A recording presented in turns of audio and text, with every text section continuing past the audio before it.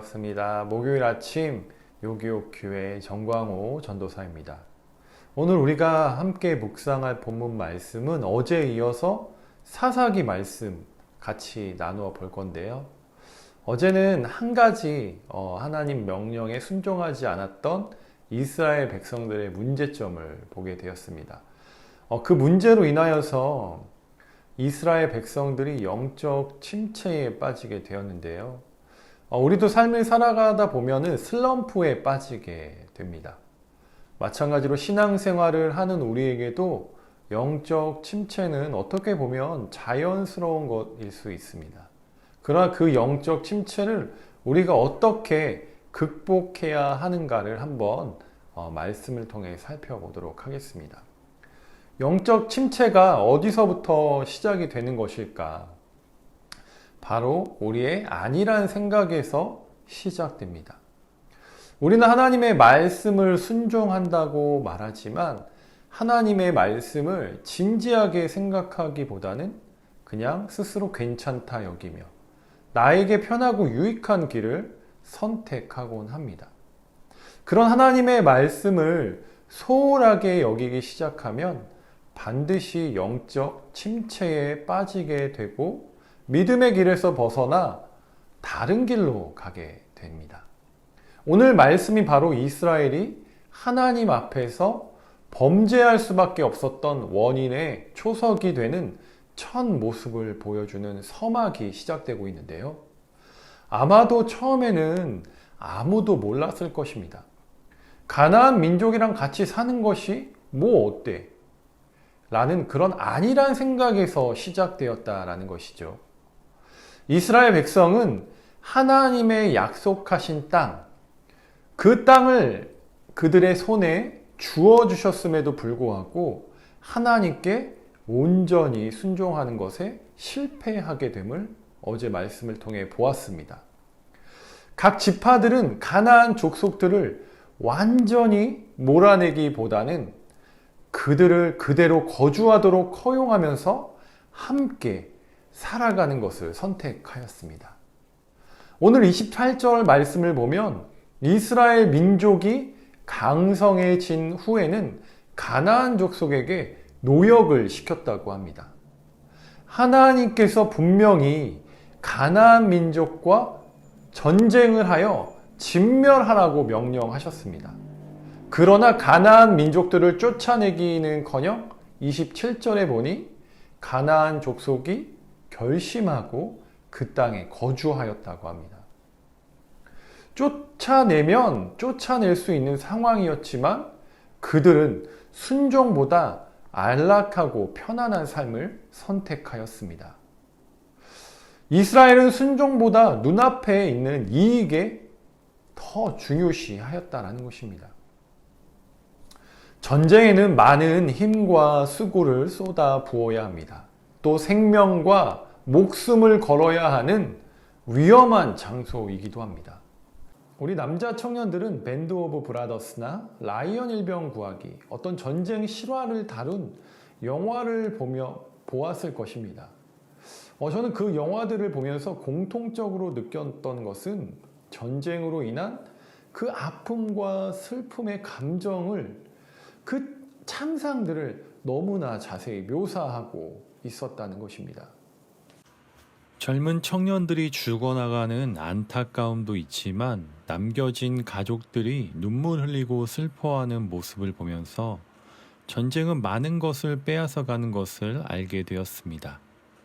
그렇기 때문에 이스라엘 백성들도 가나안 족속을 쫓아내기 위해 끝까지 싸우는 대신 적당한 선에서 타협하여 안락한 삶을 선택한 것입니다. 그 선택을 비판하고 싶은 마음은 없습니다. 그러나 말씀에 빗대어 보면 하나님의 입장에서 하나님의 시선으로 바라보게 되면 이스라엘은 불순종했다라는 것입니다. 이스라엘은 가나안 족속을 쫓아내거나 진멸하기보다는 오히려 함께 섞여 살았습니다. 가나안 족속이 끼칠 신앙적 위험을 전혀 생각하지 못했을 것입니다.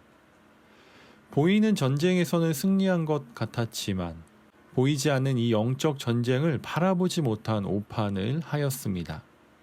이러한 타협은 죄악과 하나님을 향한 우상 숭배의 범죄로 이어지고 말았습니다. 비대면 예배가 길어지는 요즘 상황에서 봉사와 사역에 헌신해야 할 열정이 우리도 약해질 수 있습니다. 지금 현재 우리가 신앙생활을 하는 데 있어서 코로나가 끝나면 다시 신앙생활하면 되지, 나중에 하면 되지라고 말할 수도 있습니다. 편안함은 신앙을 시험하는 유혹거리가 될 수 있습니다. 장소와 시간을 가리지 않고 어느 곳에서든지 예배를 드릴 수 있는 시대를 우리는 살아갑니다. 교회에 나오지 않아도 얼마든지 편하게 예배를 드릴 수 있게 되었습니다. 앞으로 코로나가 끝난 이후에 우리의 예배의 모습은 어떠할까요? 아마도 더 편안함을 추구하는 예배를 따르는 교회를 사람들은 찾아갈 것입니다. 현재 1, 2장에서 이스라엘 백성들이 가나안 족속과 함께 살며 앞으로 미래에 일어날 일들을 생각하지 않았을 것입니다. 코로나로 인하여 우리의 상황과 문화가 변화되고 가고 있듯이 미래의 일들을 예측할 수 없습니다. 그러나 오늘 이 말씀을 통해서 과거에 있었던 이스라엘 백성들의 모습을 통해서 하나님은 우리에게 교훈하십니다. 이제부터 3장부터는 가나안 민족들로 인하여 고통받는 이스라엘 민족들의 모습을 보게 될 것입니다. 우리도 이 이스라엘 백성들과 같이 똑같은 죄의 반복된 모습으로 살아가는 것이 아니라 우리는 이 현 시대를 살아갈 때 날마다 우리 안의 자아를 하나님의 말씀에 비추어 성찰하고 하나님의 말씀을 붙잡고 세상의 방법과 소리를 따라 살아가는 것이 아니라 우리는 이 세상에서 살아갈 수 있는 능력이 하나님의 말씀에서 나오는 것을 믿고 이 세상을 살아가는 우리 청년들이 다 되시기를 소망합니다.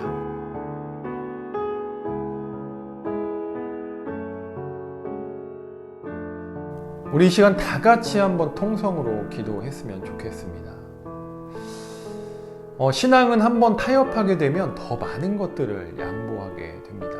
하나님의 말씀에 위배되는 것들을 하나둘씩 인정하고 받아들이면 말씀에 위배된 삶을 일상적으로 나도 모르게 살게 됩니다.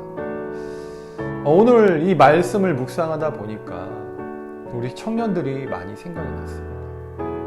그냥 우리가 인지하지 못하고 우리 마음대로 살아가는 이 세상 속에서 다시 한번 하나님을 찾고 하나님의 말씀대로 살아갈 수 있는 우리 모두 다 되게 해달라고 우리 이 시간 한번 기도하겠습니다. 하나님, 오늘 묵상하다 보니까 하나님의 뜻대로 살아야 하는데 거룩한 삶을 살지 못하고 있다는 사실조차 인지하지 모를 때가 있는 것 같습니다. 이스라엘 지파들이 가나안 민족을 쫓아내지 못하였고 이 실패를 통해서 나에게 주시는 말씀은 우리 눈에는 합리적이고 괜찮아 보일지라도 결국 그것이 나의 삶을 영적으로 피폐하고 나의 삶을 영적으로 약화시키고 고통의 나락으로 가는 길이었음을 보게 되었습니다.